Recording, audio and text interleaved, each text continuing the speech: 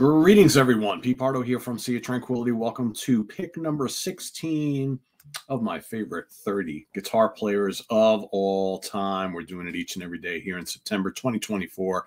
Our 30 favorite players, our 30 favorite pickers across all genres, our absolute favorites amongst the hundreds and thousands of great ones that are out there. It's hard to pick just 30 guitar players, but we're somehow doing it, right? And today we're going to take a look. We're going to bring to the stage momentarily a guy who is beloved by many. He has been in one of the biggest bands of all time, and sadly, we really haven't heard a lot from him in recent years. And that's kind of a bummer because we all love him. We all want more guitar work and songwriting from this legend. Let's bring to the stage none other than Jimmy Page from Led Zeppelin. That's right, the great Jimmy Page. And like I said, who hasn't quite graced us with his guitar talents in what seems like many a year. And I think that's really a shame that someone of this magnitude has just not been, I should say, very prolific, not being prolific at all. You know, when you really think about it, since Zeppelin kind of called it quits after the death of John Bonham, we had a couple Firm albums, a couple Page solo albums, or really one, right? Outrider. Yeah. Some stuff with the Black Crowes.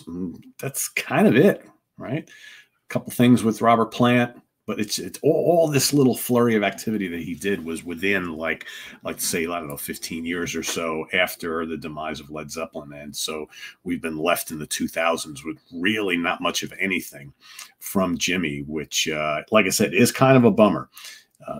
It's like, Jimmy, you mean tell me you don't have like at least a solo album in your back pocket or something, or maybe get back with David Coverdale and do a follow-up album to that or something, anything, Jimmy, anything.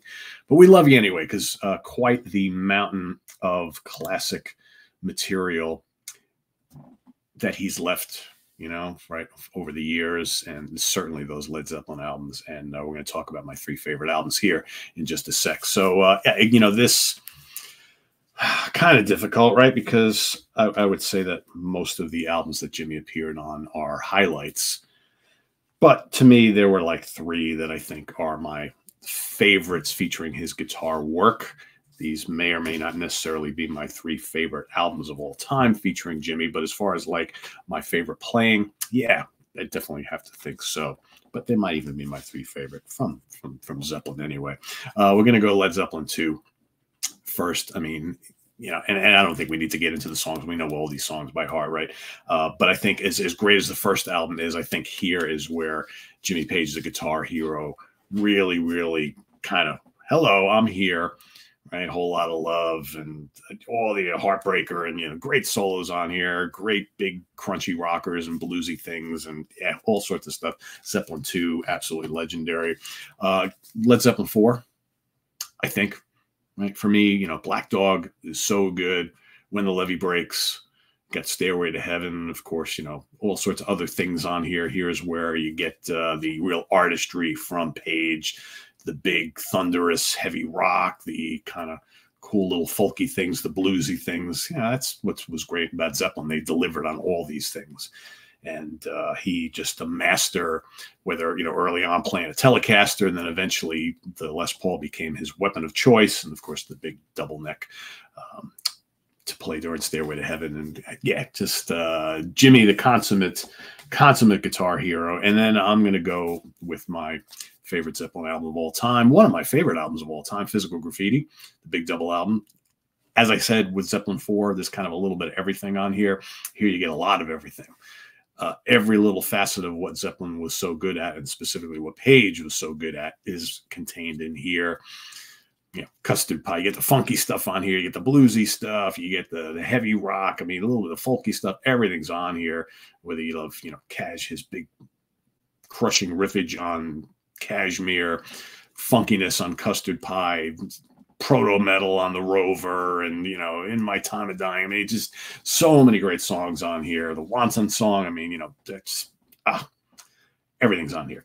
And this to me has got so many great Page licks and riffs and chords and all that good stuff. Yeah, I mean, that's got to be on this list. Love Physical Graffiti to death. And as far as my favorite guitar performance, my favorite solo from Jimmy Page, again, so many great ones. But ultimately, I always really liked one solo the best. And I'm going to kind of deviate from what I normally do. What I've done so far on the show is I am going to go to a live performance. And I am going to pick the live version of Since I've Been Loving You off of Song Remains the Same. I love the solo in Since I've Been Loving You, again, from the third album from Zeppelin 3. But I think here live at Madison Square Garden for the recording of this, I think he took it to another level. And it's basically just a blues solo, but man, he throws in all these little cool little motifs and things like that. And it's just Jimmy Page at his best. Every time I hear it, I get the little hairs on the back of your neck go, woo, there it is. That's some thrilling music right there. So yeah, Since I've Been Loving You from The Song Remains the Same is my favorite guitar solo from Mr. Jimmy Page, and my three favorite albums, all three legendary. But like I said, you could pick any one of them. I